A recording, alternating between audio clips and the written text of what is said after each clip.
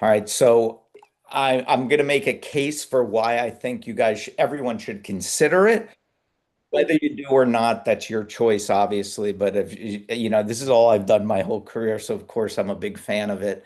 And I'll explain that. But if for any reason you're like, there's zero chance I want to do this, I'm not going to be an entrepreneur. I don't even want to consider it. It scares me.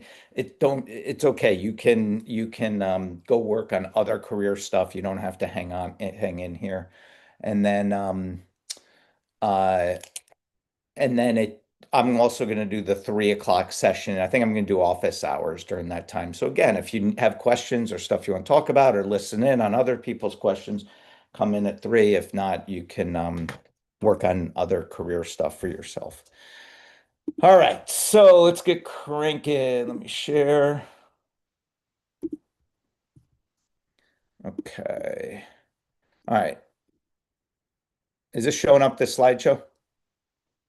Yes? Good. Thank you. Yeah. All right. All Yep. right. So I got like 40 slides. I'm going to go fast through them and then we'll have some time for questions.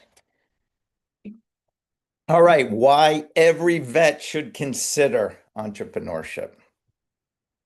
First of all, have you ever considered? Put in the chat if just put a one if you're like I put a one if you're like I'm definitely doing it, put a two if you're considering it, and put a number three if you're at this stage right now, you're like, oh my God, no way, that scares me. I just want to see where we are as a group. Where's my chat?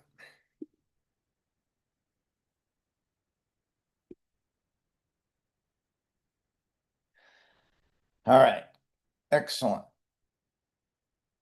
Put it in if you can. One, if you're definitely going to do something, whether it's going to be like your full-time thing or while side gig, while you're two, if you're like, maybe, I think sounds interesting, or three, if you're scared of it. Not scared, but just like it's not on your radar at all. All right, good. Awesome. Good. We got a good mix. Excellent. I'm just looking at the chat over there.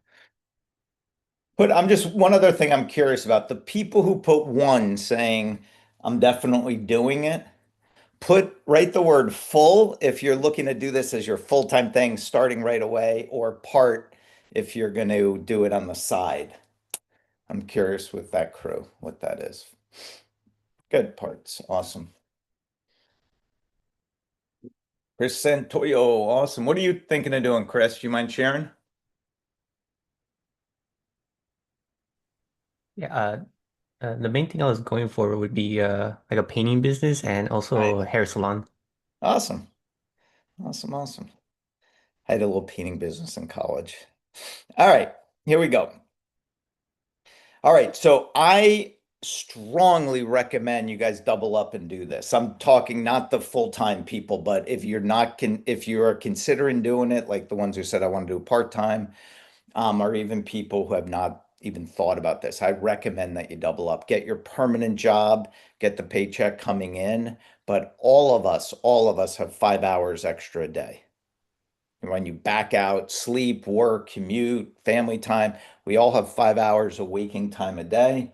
You can easily do your business in that time block. Why vets make great entrepreneurs. You guys already have the traits, every one of you, no matter what you're doing in the military, you have this discipline, this grit, the persistence. These are all the qualities that make great entrepreneurs. There are almost 2 million vet-owned businesses already. They employ 3 million people, and 5% of all business owners are veterans. And I think it's only about 2% of the population is a veteran. So there are a lot of military vet-run businesses. These are um, some of them. There's so many in every possible industry you can think of. There is a veteran out there running his or her business. I think the most famous is FedEx, Enterprise, another big one. Black Rifle, as you guys know, it's a new one, but Advantages. The skills you will learn by running your own business will give you a huge edge in your civilian career because you're going to have to do everything from marketing to accounting to HR to sales, right? You're going to get experience in everything. The job security that you can have from running your own business, you will never, ever get working for someone else. It does not happen. Just this weekend, I was with one of my good friends and really bright guy in the advertising world in New York City, like at top level advertising, and laid off last week. Second time in 2 years he's been laid off. He was so bummed out and depressed, making a ton of money. 10 out of 10. That family fishing trip turned out Just someone fantastic. block that, whoever Fossilized that find. is. The Coleman family All loves right. finding fossils. A tradition that they passed Better way down to for figure out generations. whose During mic one is family talking. outing, 13-year-old Tala spotted something If you seriously guys strange. can, just put your mute on or there we go. Thank you. All Yeah, right. So, with you hosting, you can just hit mute all and unmute yourself. oh, I can. Oh, I didn't know that. All right, cool. There's another more. Oh, there it is. Cool. All right. So, wait, let me just go back. Anyway, so there's no security when you're working for other people. You might think there is, but there's no such thing unless you have a contract and you guys, your first jobs are going to be what they call at will for almost every one of you. And an at will means you can be fired anytime without cause, without reason. Rapidly build skills and confidence. I touched on that one already. Your learning curve just goes really fast. The extra income stream while easing into civilian life. You could do a business on the side and earn an extra 1,000 a month. It might not seem like a lot, but maybe that could be a car payment and you're eating out for that month. That's a cool thing. If you could do that, to have more money is always makes life, I feel, a little easier. But the reason I want you to start doing this is not the money in the beginning. I want you to do this for the experience. Opportunity to transition it to a full-time gig once you've proven it works. All right. So my advice would be, let's just say you go out and get a job for 70 grand, that's your permanent job, and you're spending time on the side working on your business. When that business proves you can make 70K and replace that, then you can switch over and transition. In the beginning, though, you're gonna be juggling two things. So life gets worse before it gets better. It might mean working 80-hour weeks, but if you could have that transition to a full-time gig, this is one of my favorites. I've always worked for myself outside of 10 months when I first started, but just the freedom to just call your own shots, you know? My wife and I, because we're now empty nesters, our youngest just left the house and so we're thinking of like going to Arizona for a month in January to get away from the snow, right? I could never do that if I were working for someone else. Ability to balance the family life, your health, on your terms. Like I never missed one of my kids' games growing up. Like they'd have a game at 2 o'clock in the afternoon. I would just go to the game and I'd make up that time later at night or something. That's why I coach. That way I have to be there. Health is a good one too. Like you might like going for a run in the middle of the day. I don't know.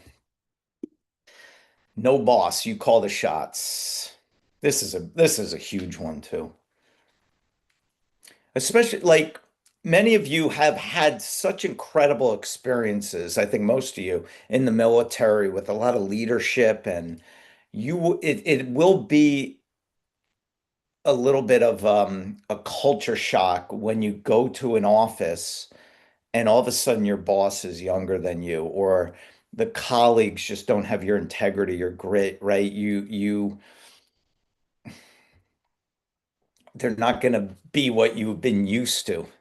Right. And I love the fact that I can decide what I want to do, right? I decide the direction. You will, for the most part, always have a salary cap on you. It might not be told to you, but there's only so much that company is going to pay you for that job before they just are going to say, screw it, is what happened to my buddy. He was making a ton of money. Somebody said, wait, can't we save that $250,000 that we were paying Gary and instead now get somebody for 60 grand or get four people for like that? Those discussions will happen behind your back. When you are your own boss, you don't have that ceiling. You can just keep going and going.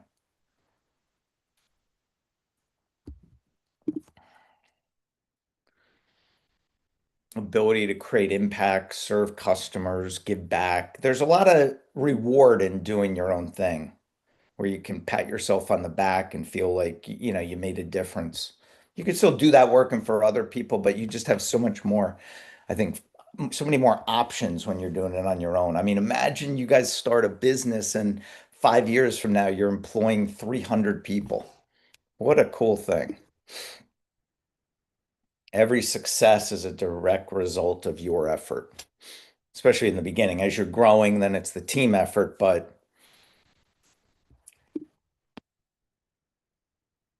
forced. This is that you never, so many people go through their careers working for other people and they just do their one thing and that's all they never like expand their knowledge in a big way. They don't, learn new skill sets. When you're your own boss, you have to adapt. You have to constantly get better. And The that's a good, buck stops here. Like you right? own the risk for it all.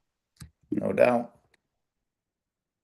You're building equity in something, right? So you could have an exit. You should only go into being your own boss to have that exit. And that exit could be different things to different people, but the purpose of growing a business is to have it create enormous value right down the line and build it to sell it, to pass it on to someone, to grow it. Something no employer will ever be able to offer you that. If you're always an employee, you are not benefiting when that company is sold. Maybe there'll be a little bonus or whatever, but that's not the same. Growing a business, you grow it to $1 million in revenue, and 5 years later, somebody buys it for 3 million. Like anything, there's ups and downs. Here are some of the downsides I spot.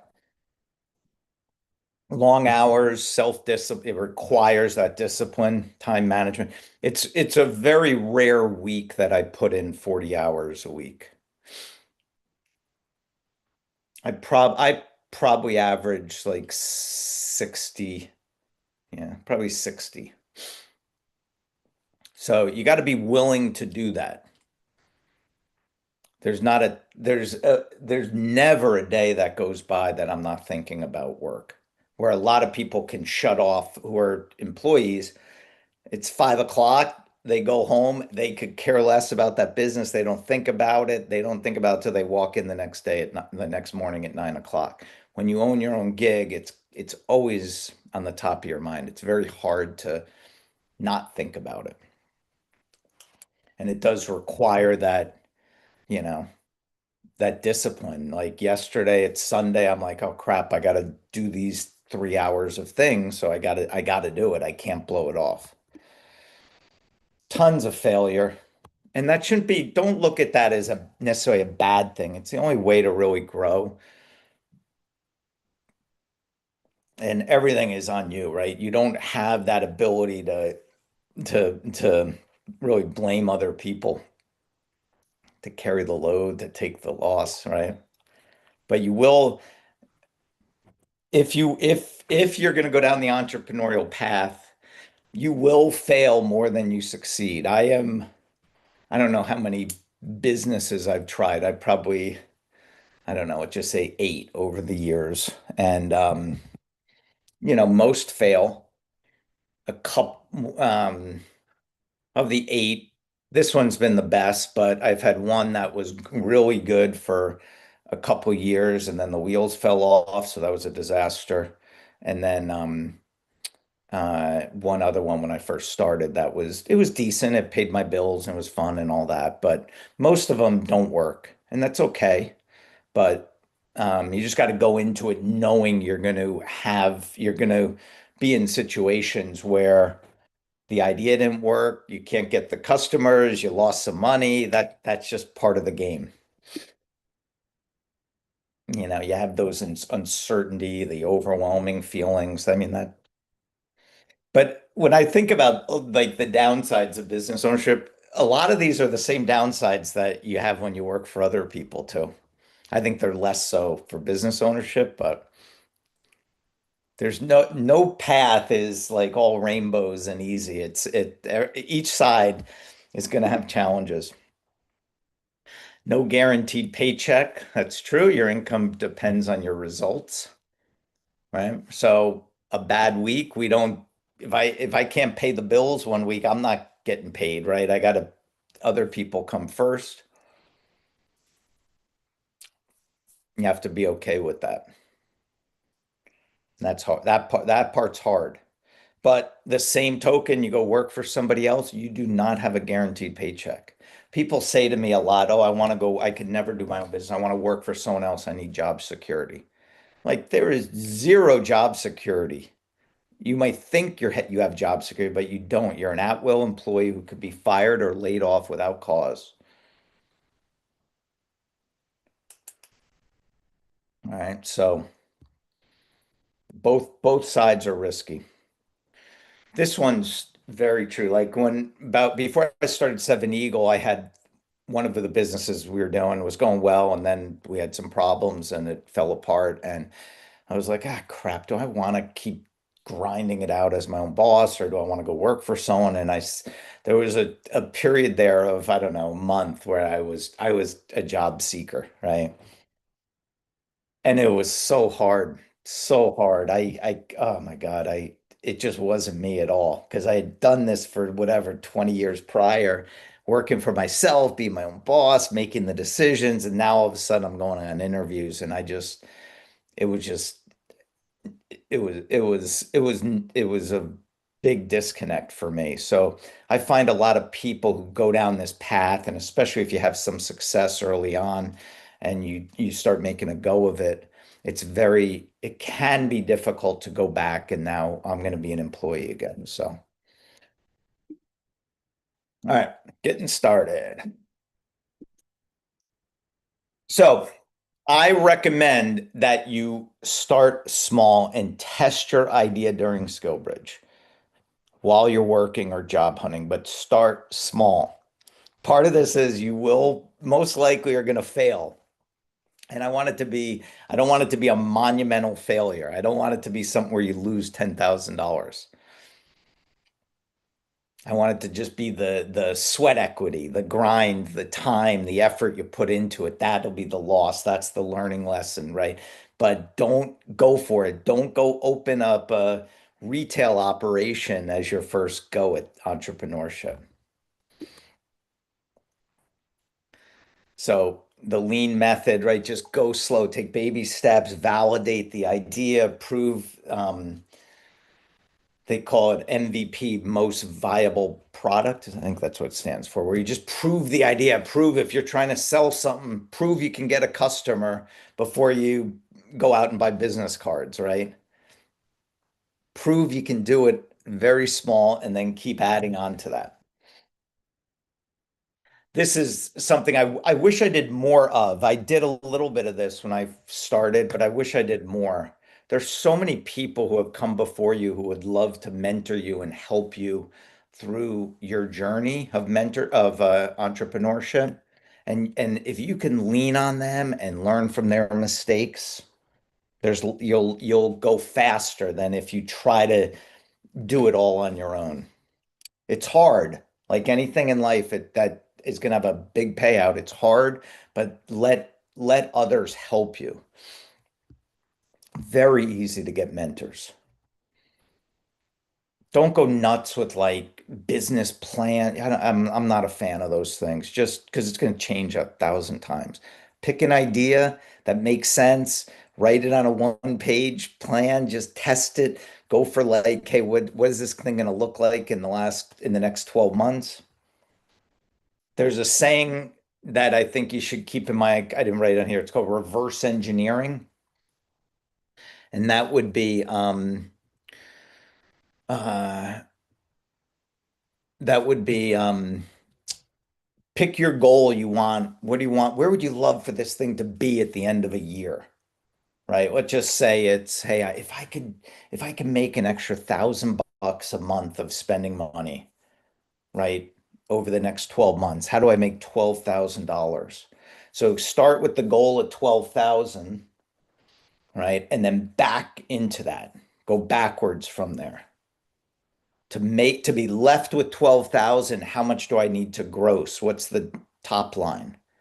Do I need to have 20,000? And because I'm going to have 10,000 of uh, or 8,000 of expenses, and just go backwards. How much am I going to charge my customers? How much profit's going to be in there? Right? And then just figure out how many customers you need. Figure out, then break it down by, okay, I need 50 customers to be left with 12,000 bucks a year from now. And then, okay, I need, what is that, 6 customers a month. I need roughly one a week. How are you going to get that? So just go backwards from the goal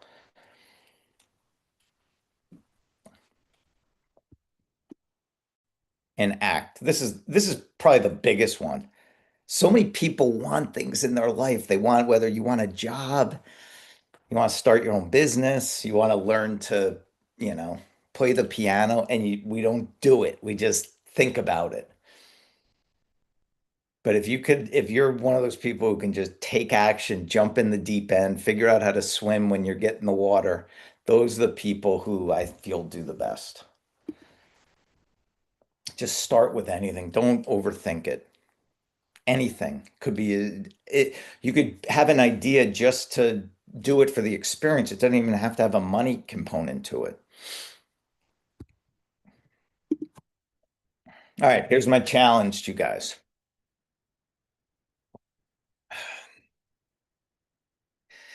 I want everyone, you don't have, you can decide down the line if you want to do it, but I want everyone, just let your mind run. I want you to come up with one idea, one side hustle that you can start immediately with little or no money.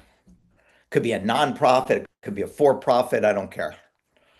But I want you all, just like, even if you said, hey, I'm a three, I'm not going to start my own business, just humor me. Tell me, like, what would it be if you could? I think most people, when we encounter like problems, you're like, oh, I got a better idea to solve. I could do something better than what that, to solve that problem. So even if you if you have no interest in doing, I just want you to go through the exercise. Just come up with something that you could do, no money down, very little money down, right? You might need some money to get it going, and that's okay, but don't try not to go more than like a couple $100. The experience, by the way, will be well worth it, even if you do lose a little bit of money. But just think of something, all right? I talked about that. Most people will fail a bunch of times before that one big idea hits. But you got to start with something. I want you to fail with something small and not income, not a heavy investment,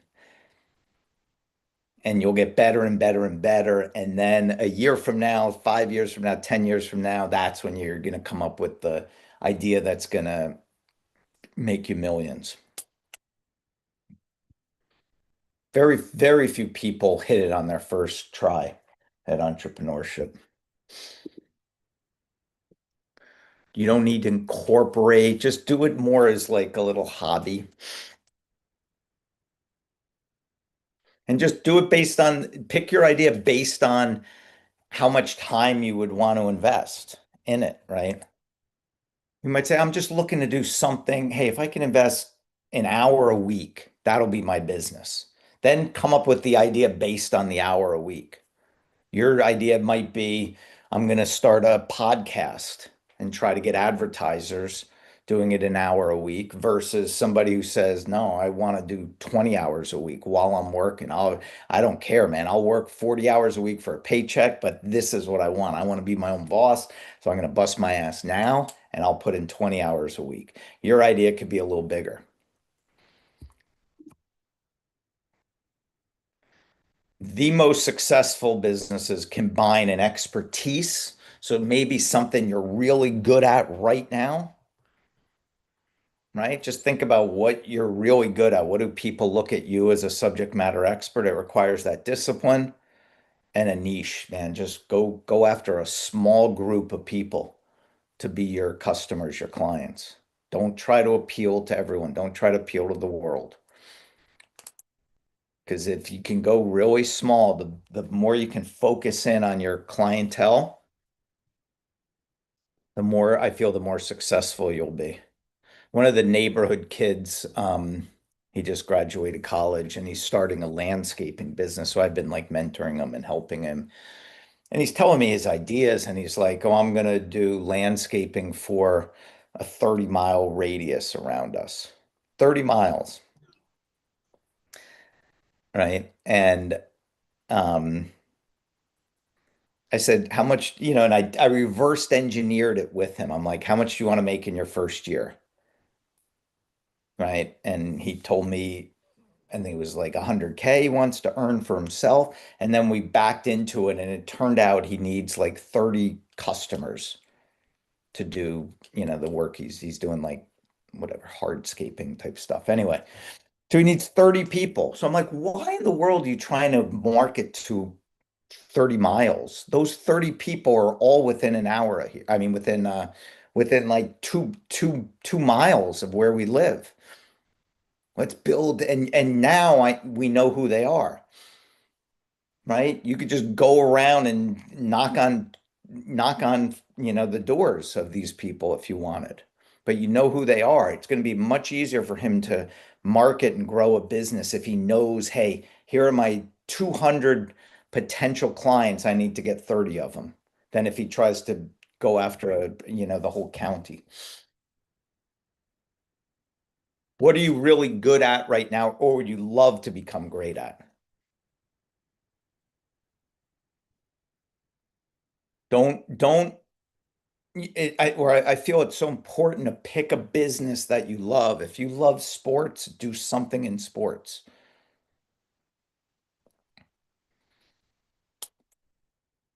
Don't pick a business in the music industry if that's not like a love of yours.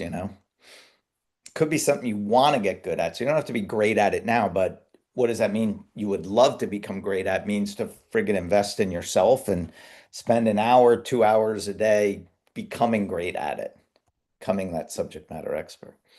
This was a guy last year who went through our skill bridge, and his first job was he invested 320,000 to start a business down in, I don't know, Charlotte or something. I was like, when he told me this, I like started sweating and I was like, oh, I was trying to be supportive, but I'm like, he's like, yeah, I got my dad to put a loan up on his house and da da da and physical location. He had like $100,000 in equipment he had to buy. And I hope he makes it. I do. I really hope he does. And, you know, I don't know what the odds of him making it versus not making it. He was a good guy and he was smart and tough and all that, but there's so many factors that could derail a business idea, and a lot of them are going to be out of your control. That's why I want you guys to go slower. I thought was a great idea. went around went around his neighborhood and said, "Hey, let me turn your junk into cash. I see you got those old golf clubs, you got that couch, you got the baby table you don't use anymore. Hey, can I sell it for you? And we'll split the profit 50-50.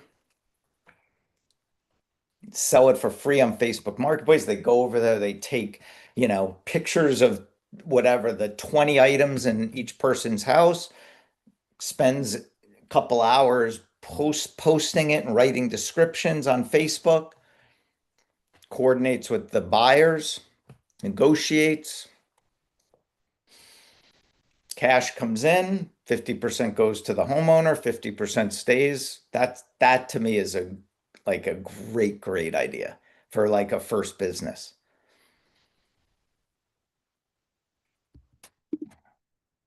All right.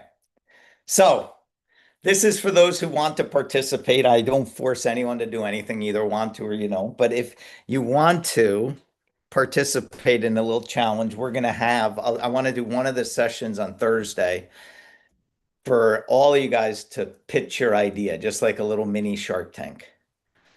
All right. Then we're going to vote on the ones we like the best, group vote. And then I'm organizing I think I'm going to do it in November. I'm going to bring in I'm shooting for VCs, so veteran, wait, now what is VC? Venture capital companies are going to come in. And then I'd like to have you guys who are serious about doing your business, I'd like to have those people present to these venture capitalists. It's not going to be for money or anything. It's just for the experience of it. Eventually, I want to grow it to where they're going to be funding, but I'm going to start it out small with just a fun event where you guys can pitch ideas. But I thought on Thursday whoever wants to, yeah, I don't know how many we can fit in that. We could probably fit like 20 people or so who want to do this and pitch your idea quickly to the whole group, and we can decide which ones we like. We can give feedback, some resources for you. I think this one's the best, the informational interview, right? Just find people in the business you want to launch and just call them up. Audible, YouTube, tons and tons of free content on how to start your own business, all that stuff. Score, if anyone's ever heard of that, score.org. That stands for Service Corps of Retired Executives. That's a free resource, government resource. It is amazing. So you get all these retired executives who are done with their corporate careers and now want to do informational interviews with you or mentorship. SBA has a division. I don't know how great that is. My guess is it's probably not that great, and Bunker Labs is just for vets. I think that's it. Yeah, that's it. All right, what do you guys think? I want to hear from some of you guys who have already thought about this and are going to be going for some idea. Obviously, we know, Michael, you're launching your IT biz. What about you, Jamel? I am doing a cupcake business. I'm in the process now of writing my business plan. I've got the company description done. I'm working through the market analysis right now, and just been talking to my wife about it. And so, for me, the primary is cupcakes, gourmet cupcakes. But then I've been looking at the product line that I want to have afterwards, to supplement it. So some cookies, um, loaf cakes, cake slices, no tiered or custom cakes. That is not what I'm doing. I could care less for that. And then I even talked to my wife yesterday about adding premium vanilla extract to my repertoire and do that on a kind of quarterly basis because you can make it cheaper than what you buy it, and if you can put out some really good vanilla extract, it changes the level of your bake. So that's where I'm sitting at. Good for you, man. I love the background. That's awesome. So are you a baker? Like, is it you or your wife who likes the baking, or both of you? So it's me. It Right. started with when my son turned 1. Uh, I made him some cupcakes, and then my wife was like, this should be his tradition, that we should just make him cupcakes." And then I moved out to Germany, and then Germany took a real hit on my mental health. And so then I started baking to kind of deal with the depression or Yeah. whatever. Yep. Next thing I knew, I won a couple of won a couple baking Fantastic. competitions at my job, and I was like, "Hey, this is it." I love it. What's your specialty? What kind of a cupcake? You talking about flavor, or are you talking about Yeah. the genre? Okay. So my wife has the lemon blueberry as one of her favorites. One of my other friend has my apple pie cupcake as theirs.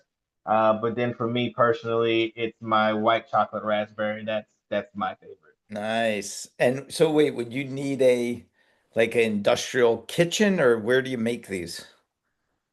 So I make it in the house. The Texas cottage laws are changing, and so Mhm. it's going from a gross of 60K in your house to a gross of 150K in your house. So my plan is to keep my operations in the house and work through all that stuff to get to a consistent place. And then once I have to move out of there, probably look at doing a food truck, which I need a commercial kitchen for and stuff like that. Until ultimately we end up in a brick and mortar. I'm gonna be in San Mhm. Antonio.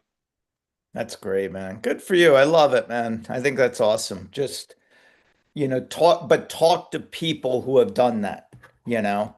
I'm Yeah, sure you deliveries. can find others, right? Find somebody who has a cupcake business who lives in New York or California, so they won't look at you as a competitor and learn from their mistakes, right? Yeah.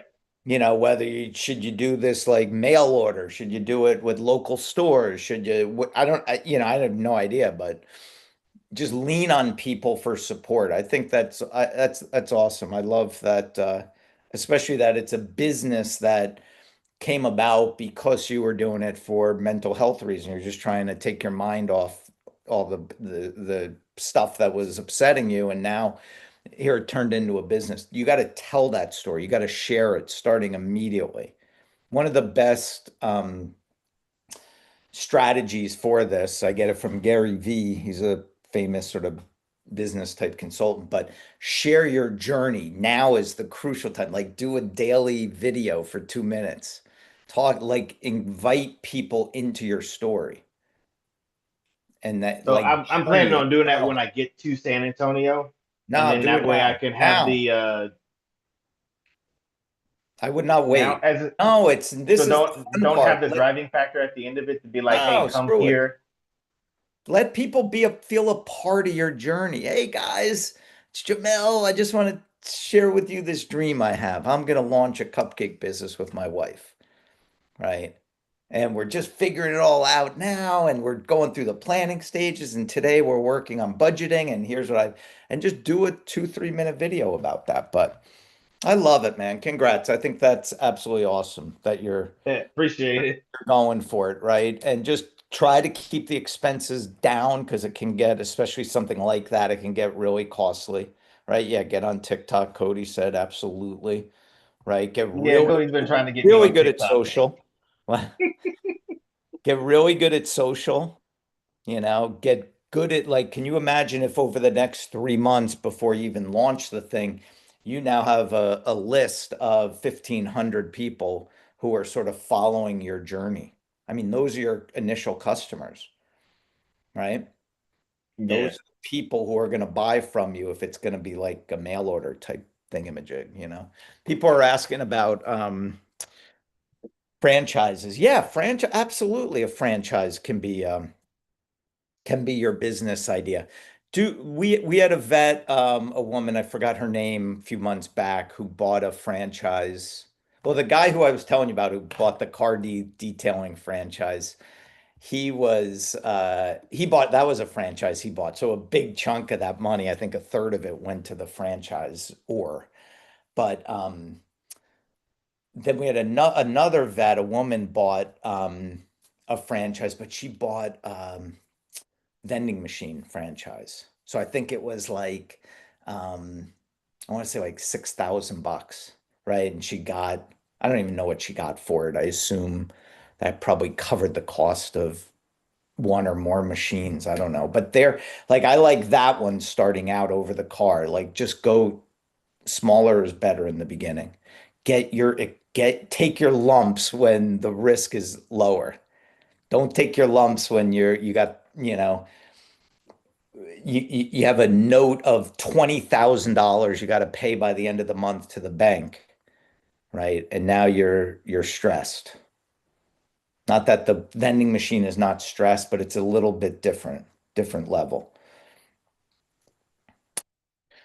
And Jamel, too, come up. My advice too would, I think the uniqueness of that idea is crucial. Like, try to be unique and different from all the other cupcake companies out there, right? Maybe I'm talking out loud. Maybe it's the cupcake for military veterans, right? Cupcake for people going through mental health stuff, right? To make them feel better. I don't know. Just you sit down with your wife and you'll come up with 100 ideas, but just don't do, we're the cupcake business and that's it, right? And it's like, well, why should I buy a cupcake from you over someone else? There's no like mission behind it. I love stuff that has like a mission behind it or like some Oh, I got emotion. my mission. You know what I mean? Like your My mission is to make people feel better from the crap we all go through every yeah, day. I don't know. my Dragon. mission statement says to elevate every occasion, reflecting the heartfelt joy and emotion of the moment, or something to that extent. Good. It's I in would my plan. dial it in even more. That's still that can appeal to everything, right? I don't know. What do other people think? Somebody else want to give Jamel some advice? Put a normal amount of frosting. When the frosting is double the size of the Jordy, I'm telling you, there are so many people that put like as much frosting as the cupcake, which I love because you can make a cupcake sandwich out of it. the kids love But that. most people take the frosting off, so then you're Yeah, I just think it's wasting your great. money. So normal Yeah. amount of frosting and then extra frosting on the side, you'd be making a bundle right there. Yeah. I'd do It's it. always the adults who are scraping the frosting, not the kids, though. Thank you. Lisa. Jamel, I think a great idea would be word of mouth, right? So making samples and taking it to your job or your spouse's job or your family's job. Word of mouth is will do everything for you that you needed to do. People tasting it and Yeah. saying, "Oh man, I like this," and then spreading it. That's usually how really big businesses or people get a lot of business is from word of mouth. So I think that would be a great idea too. Even just if you go to the barber shop, taking some to the barber shop and letting them taste it, I think that would be really beneficial for you. Great 100%. idea. Like, That's actually part of my marketing strategy. When I get down there, is to do that and go to some of the bigger players, link up with the bridal stores, the flower stores, and even try to get in with the realtors and stuff like that. So, like I said, I've been sitting here thinking about it. I got plans for days over here. It's just I got to execute them when I get there. yeah, that's great advice, Lisa. A lot of people make the mistake. They're like, I'm going to start a business. Oh, let me buy take out take out a advertisement in the local newspaper, right? Let me, whatever. They put all this expense into the marketing of it. What Lisa was just saying is more like guerrilla marketing, right? Invest it in yourself. Like, what does it cost you to make 100 cupcakes, right? Let's just say it costs you $50. Do that and now go give out 100 cupcakes to the beauty parlors and the real estate agents or whatever. Just walk around, put a little note on it, make a little story. People love the stories. Hey, I'm launching my business and I want you to be the first to try it. We would be so honored if you would enjoy this cupcake and go to our website and leave us a comment. I don't know. Now you got 100 people. We're all gonna, it's like a focus group. So great advice, Lisa. Good job. Sandy. Hey, so first and foremost, I mean, I think it's a great idea, brother, that you're just going through with this cupcake business. I think it's good. I think the one thing that resonated with me, which I try to like put myself in many different positions to be entrepreneurial, that's like the dream, right? Work for yourself, be your own boss kind of deal. The one thing that resonated with your story with the cupcakes is that story, you know what I'm saying? How it helped you recover. I think by using that as a Yeah. platform to advertise is it's catchy and it makes people really feel for it so that you're putting a lot of love into these cupcakes. So my suggestion is to use that to your benefit because I think it's because that's what enticed me to like, oh dude, if I saw that, that'd be great. Yeah. And also flaunt that veteran out there, man. I'll tell you right Yeah. now, every single business out here, if it says veteran owned, I'm more prone to do business with veteran as opposed to not. Like, for example, I had a guy here, he was an HVAC technician that came and did some work for me. I saw his logo, it was kind of a little off. I do a little bit with logos and stuff like that. So I saw it and I was like, hey man, if you ever need help, I could help you update and stuff like this and things of that nature. And then I started like, and he's like, oh yeah, that'd be great. So I started helping him out. And then all of a sudden I found out he was a veteran. I was like, you're hiding this in like the very smallest of prints. Like, Yeah. you got to make sure that you expound upon that. I mean, that's a thing that's very attractive, especially here in East Tennessee. That we love our veterans out here. So, I just told him to kind of utilize that to his benefit. So, all this information that you're taking from me and all the other students here, run with it and just put it on the back of your arsenal because it's all really good stuff. So, looking forward to seeing what you do and good luck to you, man. Spot on. Great advice, Sandy. I agree 100%, man. You ride that emotional reason of why you got involved in this business, man. People will resonate with that. Resonate. I think it's wonderful, man. And obviously the veteran. And Sandy, you should write like a little social blurb on that. Put it out there, man. Say, hey, I want to share the story of a guy I met who runs an HVAC business. And here's the before logo. Here's what we did after. I told them to flaunt that veteran. Like just share that story. You never know what could happen. You never know. All of a sudden, you're now a business consultant, right? Where other companies are reaching out to you asking for help, right? Somebody spots it. I don't know, some future employers, but anybody, there's only good things are going to happen from that. Um, so anyway, great advice, Sandy. All right. Anyone else before we break for the next speaker? Do you guys like this idea though? Is anyone put in the chat, put a number one in the chat if you want to participate on Thursday. I just want to see if we have enough people to do this. All right, we got three. Nice, Lauren. All right, good. This will be fun. I love it. Outstanding. That's great. Dante, you got to go for it, buddy. Come on. Even if you're not going to, this is not nothing, written in pen here. This is fine. This is just for fun. Let's all go out there. Let's have some fun. We'll do exactly what Jamel just did. That sort of a pitch of here's my idea. Here's what we're thinking. There's a bun cake business. Nothing bun cake. That's good. That's good stuff. Awesome. All right. So you guys, the people who put down the ones or maybes on Thursday, we'll have a time and you'll present for, I don't know, 2 to 4 minutes or so, maybe 2 minutes, and then we'll have questions after. But I want everyone else just hopefully, the quick overview I gave you about the pros and cons. Just think about it, just give it some time to sit and, you know, and if you're at all inclined to make a go of this, man, I say just friggin' go for it.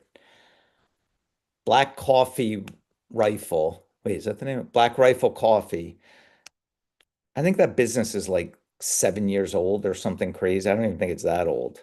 They started with, if I got this story right, social media making like videos, funny videos, right? Then they launched the coffee company.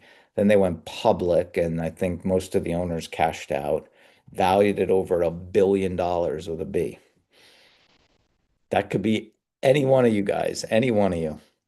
You could be Jamel, could be the coffee king of Kentucky or wherever you live, right? You could be, we can all be seeing you on the Food Network one day. So, all right, guys. All right, so Ernie, are you here by chance? He's gonna lead the next session. Um, and I'm gonna come back at 3. All right, so 3 o'clock will be like office hours if you need help with anything. If not, just work on whatever you have to work on. We trust you. Okay, guys. All right, thank you so much, everyone. We'll see you in a little bit.